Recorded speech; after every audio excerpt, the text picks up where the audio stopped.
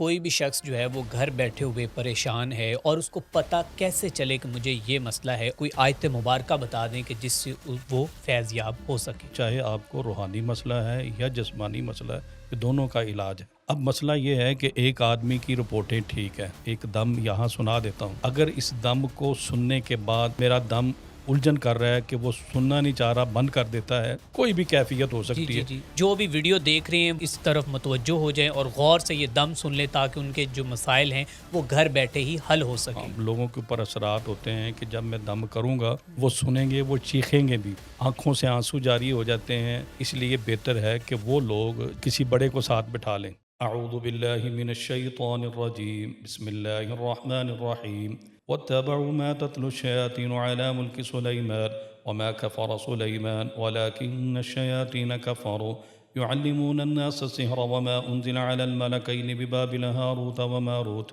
یہ دم اگر کوئی سن لیتا ہے تو اس سے بھی اس کو شفا ہو جائے گی؟ کوئی بھی آدمی اس کو سنے، اگر اس کی طبیعت خراب ہو تو پھر وہ روز اس کو سنتا رہے، ایک دن دو دن بعد ٹھیک ہونا شروع ہو جائے۔ اللہ کے فضل سے میں آپ کو مکمل گائیڈ کروں گا کون سی صورت پڑھنی ہے، آپ کو جادو ہے تو کیا پڑھنا ہے، اگر آپ کے اندر بیماری ہے تو کون سی صورت پڑھنی ہے۔ آپ کو ایک جھلک دی ہے کہ جو فراڈیے ہیں ان کا دم کیا ہے، جو قرآن و سنت کے اوپر چلتے ہیں ان کا دم کیا ہے۔ بھائی آپ آئے ہیں دم کروائیں بس، ٹھیک ہے، شفا تو اللہ نے دینی، اللہ کے علم میں ہے آپ کا نام کیا ہے، آپ کے باپ والدہ کا، ہمیں ضرورت ہی نہیں ہے۔ تو یہ فراڈیے لوگ جو ہیں یہ ان سے بچیں، اپنی عزت بھی بچاؤ، اپنا مال بھی بچاؤ۔ اچھا سر، کوئی بھی شخص جو ہے وہ گھر بیٹھے ہوئے پریشان ہے اور وہ یہ سوچی جا رہا ہے کہ شاید مجھے روحانی مسئلہ ہے، جسمانی مسئلہ ہے، لیکن اسے کوئی نہ کوئی مسائل ہیں اور اس کو پتہ کیسے چلے کہ مجھے یہ مسئلہ ہے، اور وہ گھر بیٹھے جو ہے وہ روحانی اپنا علاج کر سکے، اس کی کوئی دعا بتا دیں، کوئی دم درود بتا دیں، جو کوئی آیت مبارکہ بتا دیں کہ جس سے وہ فیض یاب ہو سکے؟ جی، کچھ لوگ ایسے ہیں، ایک تو بات آپ کا جو سوال ہے میں آپ کی وساطت سے، ہمیں جو دیکھ رہے ہیں ناظرین، جی جی ان کو میں ان کے علم کے اندر اضافہ کر دوں، یا شاید وہ مجھ سے زیادہ سمجھتے ہیں، لیکن جو قرآن پاک کے دم ہیں، جو احادیث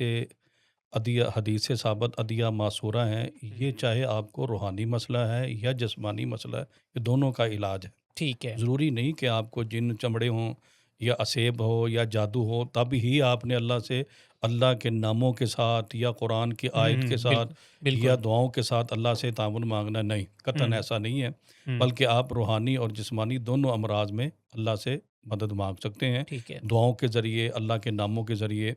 اب مسئلہ یہ ہے کہ ایک آدمی کی رپورٹیں ٹھیک ہے، بالکل ٹھیک۔ وہ الجھا ہوا ہے، طبیعت خراب ہے، وہ کیسے جج کرے کہ اس کو روحانی مسئلہ ہے، کوئی جادو ہے یا کوئی اسیب ہے یا کوئی ایسی چیزیں ہیں جی جی جو جی، اس کی زندگی کے اندر خلل ڈال رہی ہیں تاکہ وہ اپنا صحیح علاج کر لے۔ بالکل یہ ہے، بالکل۔ اس کے لیے بہترین حل ہے کہ آپ کی وساطت سے میں ایک دم یہاں سنا دیتا ہوں، جی جی، سنائیں، بالکل جو ہمیں سنائیں۔ دیکھ رہے ہیں وہ سنیں۔ اگر اس دم کو سننے کے بعد ان کے جسم کی کیفیات چینج ہوتی ہے، ٹھیک ہے۔ جسم میں کپ کپی ہوتی ہے، یا میرا دم الجھن کر رہا ہے کہ وہ سننا نہیں چاہ رہا، بند کر دیتا ہے،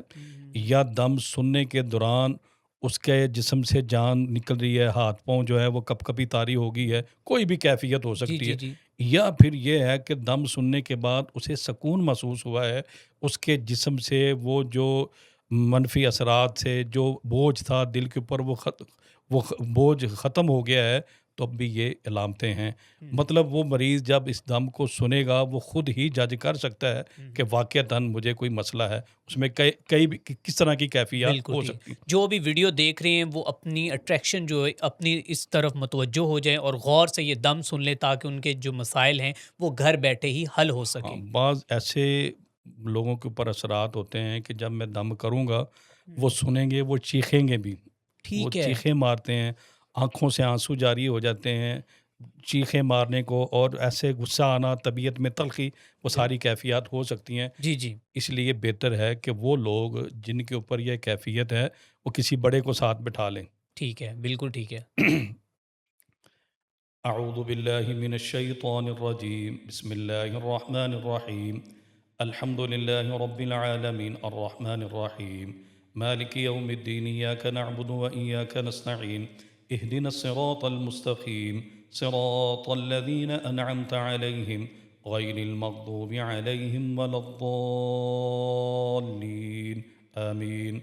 بسم الله الرحمن الرحيم. ألف لام ميم. ذلك الكتاب لا ريب فيه هدى للمتقين الذين يؤمنون بالغيب ويقيمون الصلاة ومما رزقناهم ينفقون والذين يؤمنون بما أنزل إليك وما أنزل من قبلك وبالآخرة هم يوقنون أولئك على هدى من ربهم وأولئك هم المفلحون. أعوذ بالله من الشيطان الرجيم. واتبعوا ما تتلو الشياطين على ملك سليمان وما كفر سليمان ولكن الشياطين كفروا يعلمون الناس السحر وما أنزل على الملكين ببابل هاروت وماروت وما يعلمان من أحد حتى يقولا إنما نحن فتنة فلا تكفر فيتعلمون منهما ما يفرقون به بين المرء وزوجه وما هم بضارين به من أحد إلا بإذن الله ويتعلمون ما يضرهم ولا ينفعهم ولقد علموا لمن اشتراه ما له في الآخرة من خلاق ولبئس ما شروا به أنفسهم لو كانوا يعلمون.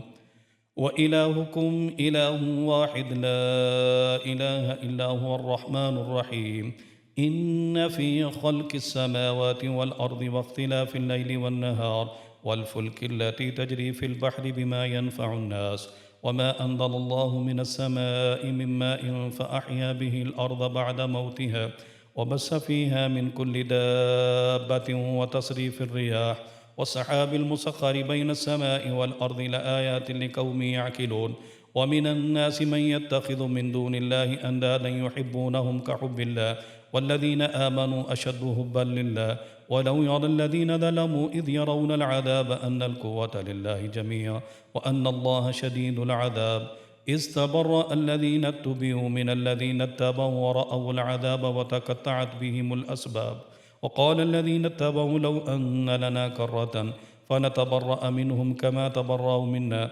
كذلك يريهم الله أعمالهم حسرات عليهم وما هم بخارجين من النار. الله لا إله إلا هو الحي القيوم لا تأخذه سنة ولا نوم له ما في السماوات وما في الأرض من ذا الذي يشفع عنده إلا بإذنه يعلم ما بين أيديهم وما خلفهم ولا يحيطون بشيء من علمه إلا بما شاء وسع كرسيه السماوات والأرض ولا يؤوده حفظهما وهو العلي العظيم. لا إكراه في الدين قد تبين الرشد من الغي فمن يكفر بالطاغوت ويؤمن بالله فقد استمسك بالعروة الوثقى لا انفصام لها والله سميع عليم. الله ولي الذين آمنوا يخرجهم من الظلمات إلى النور والذين كفروا أولياؤهم الطاغوت يخرجونهم من النور إلى الظلمات أولئك أصحاب النار هم فيها خالدون. لله ما في السماوات وما في الأرض وإن تبدوا ما في أنفسكم أو تخفوه يحاسبكم به الله فيغفر لمن يشاء ويعذب من يشاء والله على كل شيء قدير. آمن الرسول بما أنزل إليه من ربه والمؤمنون كل آمن بالله وملائكته وكتبه ورسله لا نفرق بين أحد من رسله وقالوا سمعنا وأطعنا غفرانك ربنا وإليك المصير. لا يكلف الله نفسا إلا وسعها لها ما كسبت وعليها ما اكتسبت ربنا لا تؤاخذنا إن نسينا أو أخطأنا ربنا ولا تحمل علينا إصرا كما حملته على الذين من قبلنا ربنا ولا تحملنا ما لا طاقة لنا به واعف عنا واغفر لنا وارحمنا أنت مولانا فانصرنا على القوم الكافرين. بسم الله الرحمن الرحيم. ألف لام ميم. الله لا إله إلا هو الحي القيوم نزل عليك الكتاب بالحق مصدقا لما بين يديه وأنزل التوراة والإنجيل من قبل هدى للناس وأنزل الفرقان إن الذين كفروا بآيات الله لهم عذاب شديد والله عزيز ذو انتقام. إن الله لا يخفى عليه شيء في الأرض ولا في السماء هو الذي يصوركم في الأرحام كيف يشاء لا إله إلا هو العزيز الحكيم إن ربكم الله الذي خلق السماوات والأرض وما بينهما في 6 أيام ثم استوى على العرش يغشي الليل النهار يطلبه حثيثا والشمس والقمر والنجوم مسخرات بأمره ألا له الخلق والأمر تبارك الله رب العالمين ادعوا ربكم تضرعا وخفيا إنه لا يحب المعتدين ولا تفسدوا في الأرض بعد إصلاحها وادعوه خوفا وطمعا إن رحمة الله قريب من المحسنين قل رب أدخلني مدخل صدق وأخرجني مخرج صدق واجعلني من لدنك سلطانا نصيرا قل جاء الحق وذهك الباطل قل جاء الحق وذهك الباطل قل جاء الحق وذهك الباطل قل جاء الحق وذهك الباطل إن الباطل كان زهوقا وننزل من القرآن ما هو شفاء ورحمة للمؤمنين ولا يزيد الظالمين إلا خسارا أفحسبتم أنما خلقناكم عبثا وأنكم إلينا لا ترجعون فتعالى الله الملك الحق لا إله إلا هو رب العرش الكريم ومن يدعو مع الله إلها آخر لا برهان له به فإنما حسابه عند ربه إنه لا يفلح الكافرون قل رب اغفر وارحم وأنت خير الراحمين فسبحان الله حين تمسون وحين تصبحون وله الحمد في السماوات والأرض وعشيا وحين تظهرون يخرج الحي من الميت ويخرج الميت من الحي ويحيي الأرض بعد موتها وكذلك تخرجون بسم الله الرحمن الرحيم والصافات صفا فزاجرات زجرا فالتاليات ذكرا إن إلهكم لواحد رب السماوات والأرض وما بينهما رب المشارق إنا زينا السماء الدنيا بزينة الكواكب وحفظا من كل شيطان مارد وحفظا من كل شيطان مارد وحفظا من كل شيطان مارد وحفظا من كل شيطان مارد وحفظا من كل شيطان مارد وحفظا من كل شيطان مارد وحفظا من كل شيطان مارد لا يسمعون إلى الملأ الأعلى ويقذفون من كل جانب ويقذفون من كل جانب ويقذفون من كل جانب ويقذفون من كل جانب ويقذفون من كل جانب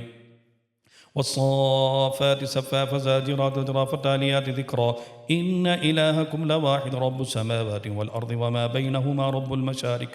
إنا زينا السماء الدنيا بزينة الكواكب وحفظا من كل شيطان مارد لا يسمعون إلى الملأ الأعلى ويقذفون من كل جانب دحورا ولهم عذاب واسب دحورا ولهم عذاب واسب دحورا ولهم عذاب واسب إلا من خطف الخطفة فأتبعه شهاب ثاقب حميم تنزيل الكتاب من الله العزيز الأليم غافر الذنب وقابل التوب شديد العقاب ذي الطول لا إله إلا هو إليه المصير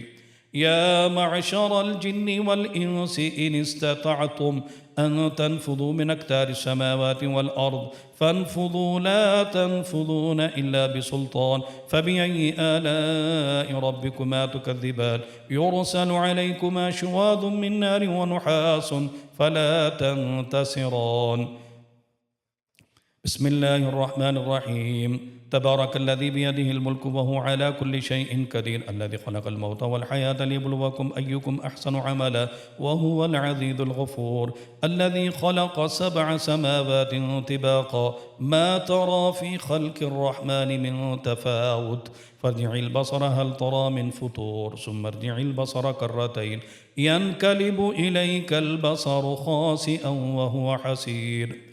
لو أنزلنا هذا القرآن على جبل لرأيته خاشعا متصدعا من خشية الله وتلك الأمثال نضربها للناس لعلهم يتفكرون والله الذي لا إله إلا هو عالم الغيب والشهادة والرحمن الرحيم والله الذي لا إله إلا هو الملك القدوس السلام المؤمن المهيمن العزيز الجبار المتكبر سبحان الله عما يشركون والله الخالق البارئ المصور له الأسماء الحسنى يسبح له ما في السماوات والأرض وهو العزيز الحكيم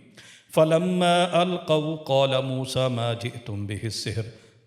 إن الله سيبطله السحر إن الله سيبطله السحر إن الله سيبطله السحر إن الله سيبطله السحر إن الله سيبطله السحر إن الله سيبطله السحر إن الله سيبطله السحر إن الله سيبطله فلما ألقوا قال موسى ما جئتم به السحر إن الله سيبطله فلما ألقوا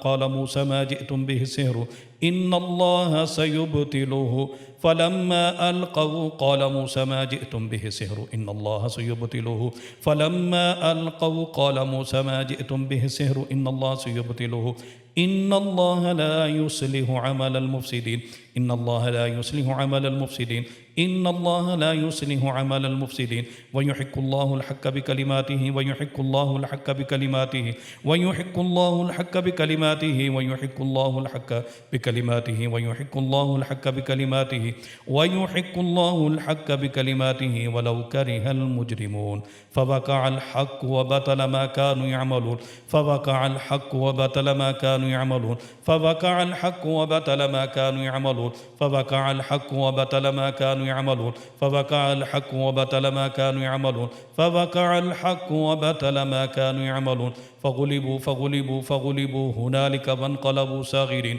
فغلبوا هنالك وانقلبوا صاغرين فغلبوا هنالك وانقلبوا صاغرين وألقي السحرة ساجدين وألقي السحرة ساجدين قالوا آمنا برب العالمين برب موسى وهارون إنما صنعوا كيد ساحر إنما صنعوا كيد ساحر إنما صنعوا كيد ساحر إنما صنعوا كيد ساحر ولا يفلح الساحر حيث أتى أعوذ بالله من الشيطان الرجيم بسم الله الرحمن الرحيم إنا أعطيناك الكوثر فصل لربك وانهر إن شانئك هو الأبتر أبتر إنا أعطيناك الكوثر فصل لربك وانهر إن شانئك هو الأبتر إنا أعطيناك الكوثر فصل لربك وانهر إن شانئك هو الأبتر بسم الله الرحمن الرحيم قل يا أيها الكافرون لا أعبد ما تعبدون ولا أنتم عابدون ما أعبد ولا أنا عابد ما عبدتم ولا أنتم عابدون ما أعبد لكم دينكم ولي دين بسم الله الرحمن الرحيم قل هو الله أحد الله الصمد لم يلد ولم يولد ولم يكن له كفوا أحد قل أعوذ برب الفلك من شر ما خلق ومن شر غاسق إذا وقب ومن شر النفاسات في العقد ومن شر النفاسات في العقد ومن شر النفاسات في العقد ومن شر النفاسات في العقد ومن شر النفاسات في العقد ومن شر النفاسات في العقد ومن شر النفاسات في العقد ومن شر حاسد إذا حسد بسم الله الرحمن الرحيم قل أعوذ برب الناس ملك الناس إله الناس من شر الوسواس الخناس الذي يوسوس في صدور الناس من الجنة والناس من الجنة والناس من الجنة والناس من الجنة والناس من الجنة والناس من الجنة والناس من الجنة والناس من الجنة والناس قل هو الله أحد الله الصمد لم يلد ولم يولد ولم يكن له كفوا أحد قل أعوذ برب الفلك من شر ما خلق ومن شر غاسق إذا وقب ومن شر النفاسات في العقد ومن شر حاسد إذا حسد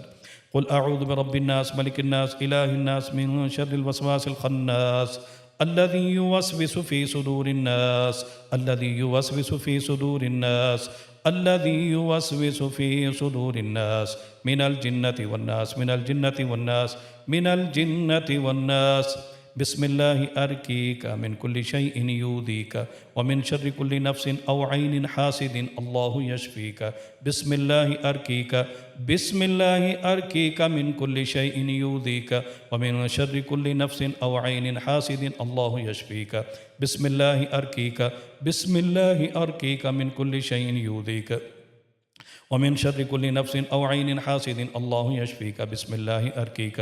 أذهب الباس رب الناس واشفي أنت الشافي واشفي أنت الشافي واشفي أنت الشافي واشفي أنت الشافي واشفي أنت الشافي واشفي أنت الشافي واشفي أنت الشافي أذهب الباس رب الناس واشفي أنت الشافي لا شفاء إلا شفاءك شفاء لا يغادر سقما أسأل الله العظيم رب العرش العظيم أن يشفيك أسأل الله العظيم رب العرش العظيم أن يشفيك أسأل الله العظيم رب العرش العظيم أن يشفيك أسأل الله العظيم رب العرش العظيم أن يشفيك أسأل الله العظيم رب العرش العظيم أن يشفيك أسأل الله العظيم رب العرش العظيم أن يشفيك شفاء كاملا عاجلا لا يغادر سقما اللهم صل على محمد وعلى آل محمد كما صليت على إبراهيم وعلى آل إبراهيم إنك حميد مجيد اللهم بارك على محمد وعلى آل محمد كما باركت على إبراهيم وعلى آل إبراهيم إنك حميد مجيد سبحان ربك رب العزة عما يصفون وسلام على المرسلين والحمد لله رب العالمين۔ ماشاء یہ اللہ۔ پورا دم ہے، بعض دفعہ ہم مریض کو ایک دفعہ کرتے ہیں، دوبارہ پھر کرتے ہیں، پھر دوبارہ 3 مرتبہ کرتے ہیں۔ ٹھیک ہے۔ جو جنہوں نے یہ دم سنا ہے ان کے ساتھ کوئی اگر کیفیات ہوتی ہیں تو میرا نیچے نمبر آ رہا ہے، اس جی پہ جی، رابطہ نمبر کر آپ سکتے بتا ہیں، بھی دیں ویسے اس بھی۔ کے ساتھ اس کے اوپر رابطہ کر سکتے ہیں۔ بہت سارے میرے فیک اکاؤنٹ بنے ہوئے ہیں، ہوں۔ بہت سارے لوگوں نے میرے ساتھ رابطہ کیا، ہم اتنے پیسے دے کے لٹ گئے، ہم نے اتنے دیے اتنے دیے، وہ سارے فیک اکاؤنٹ ہیں۔ میرا جو اکاؤنٹ ہے اس پہ آپ رابطہ کریں، یہ میرا نیچے نمبر چل رہا ہے، نمبر آپ ویسے بھی بتا دیں ہمیں۔ 0334 41 19 760، ٹھیک ہے۔ یہ نمبر نیچے آپ لکھ بھی دیں، جو کوئی مسئلہ ہو تو میرے ساتھ رابطہ کر لیں۔ کر صاحب فی آپ نے، سبیل اللہ جی جی، میں ان کی رہنمائی کروں گا میں فون یہی کے اوپر۔ پوچھنے والا تھا۔ لیکن میرے سے بہت سارے جب واٹس ایپ پہ آتے ہیں نا سوال، کانٹیکٹ، بالکل تو سوال۔ پھر باری سے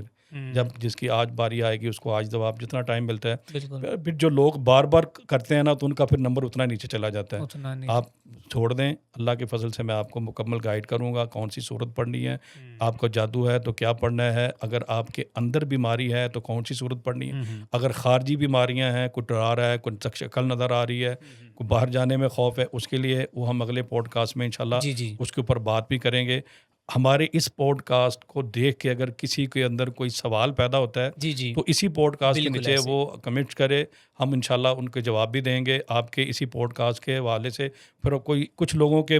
سارے کٹھے سوال ایک جیسا کے ہوتے ہیں، بالکل اگلے پوڈ کاسٹ میں ہم ان کو پوڈ کاسٹ کے اندر ہی جواب بالکل دے ٹھیک دیں ہے۔ گے انشاءاللہ۔ تو اچھا سر، یہ دم اگر کوئی سن لیتا ہے تو اس سے بھی اس کو شفا ہو جائے گی؟ بالکل شفا اللہ نے دینی ہے، میں نے تو دیکھے ہیں اس میں بالکل، وشفی وہی میں انت الشافی، کیا بار بار بات۔ کیا دہرا رہا ہوں، اللہ شفا تیرے پاس ہے، شافی تو ہے، میں شفا کہاں۔ یہ کلمات ایک دعا ہے، ایک واسطہ ہے، ایک وسیلہ ہے اللہ کی بارگاہ میں ہم اپنی صحت کے لیے جو کر رہے ہیں، وہ ایک بالکل دعا ٹھیک، ہی ہے۔ بالکل ٹھیک۔ کوئی بھی آدمی اس کو سنے، اگر اس کی طبیعت خراب ہو تو پھر وہ روز اس کو سنتا رہے، 1 دن 2 دن بعد ٹھیک ہونا شروع ہو جائے۔ ایک آدمی نے سنا ہے، اس کو شک ہے کہ پتہ نہیں ابھی مجھے سمجھ نہیں آئی، اس رکیے کو دوبارہ سنیں، 3 مرتبہ ایک ہی مجلس میں سنیں تو اس کو سامنے جو بھی چیز ہوگی وہ سامنے آ جائے گی، اس کو پتہ چل جائے گا کہ میرے ساتھ یہ مسائل ہیں۔ تو یہ ایک آپ کو ایک جھلک دی ہے کہ جو فراڈیے ہیں ان کا دم کیا ہے،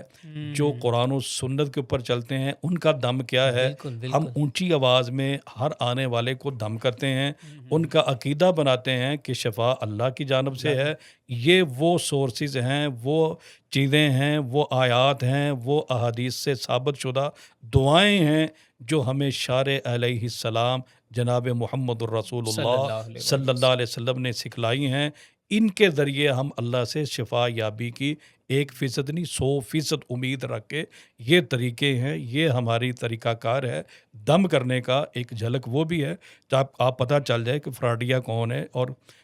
دوسرا 2 نمبر وہ کون ہے۔ ہم رقیہ کرتے ہیں، ہم میرے پاس مریض آتا ہے نہ، میں اس کو سوال کرتا ہوں تیرا نام کیا ہے، تیرے باپ کا نام کیا ہے، کچھ بھی نہیں۔ اب وہ آیا، ہم دم کرتے ہیں، اس کے اوپر کوئی کیفیات ہوتی ہیں تو ہم اسے کہتے ہیں 2 دن آ 3 دن آ اور یہ دعا پڑھ بس تو ٹھیک ہو جائے گا۔ کبھی میں نے سوال، وہ پوچھتے ہیں یار آپ نے نام ہی نہیں پوچھا، میں نے کہا کس لیے پوچھوں بھائی، آپ آئے ہیں دم کروائیں بس ٹھیک ہے، شفا تو اللہ نے دینی، اللہ کے علم میں ہے آپ کا نام کیا ہے، آپ کے باپ والدہ کا، ہمیں ضرورت ہی نہیں ہے پوچھنے کی۔ تو یہ فراڈیے لوگ جو ہیں یہ ان سے بچیں، میرے فیک اکاؤنٹ بنے ہوئے ہیں، مجھے بہت سارے فون آتے ہیں کہ ہم نے اتنے پیسے دے دیے، اتنے یہ کر دیے، یہ سارے فیک اکاؤنٹ ہیں، ان سے بچو، بالکل ٹھیک اپنی ہے۔ عزت بھی بچاؤ، اپنا مال بھی بچاؤ۔ میں تو ہوں، ہر پوڈ کاسٹ میں بڑے واضح الفاظ کے اندر، بڑے صاف اور شفاف الفاظ کے اندر ہر عمل بتا دیتا ہوں کہ مجھے فون کرنے کی بھی ضرورت نہیں ہے۔ ضرورت نہیں، اب بالکل وہ میرے جو فیک اکاؤنٹ بنے انہوں نے تھوڑے تھوڑے لگائے ہوئے ہیں، آگے وہ عمل بتاتے نہیں، لوگ پھر ڈھونڈ ڈھونڈ کے مجھے جو ہے نا وہ مجھ سے سوال جواب ہوتے ہیں۔ تو آپ کوشش کریں کہ جہاں میرا پوڈ کاسٹ ہوا ہے وہیں جا کے وہیں جا کے سرچ کر ہماری کے ٹیم سے رابطہ کریں، وہاں وہ دیکھیں، ہم ان وہاں کو آپ کو انشاءاللہ پورا عمل اچھی مل طرح جائے گا۔ بالکل ایسے آپ کو مجھے بھی فون کرنے کی ضرورت نہیں پڑے گی، بالکل کیونکہ میں نے کبھی بھی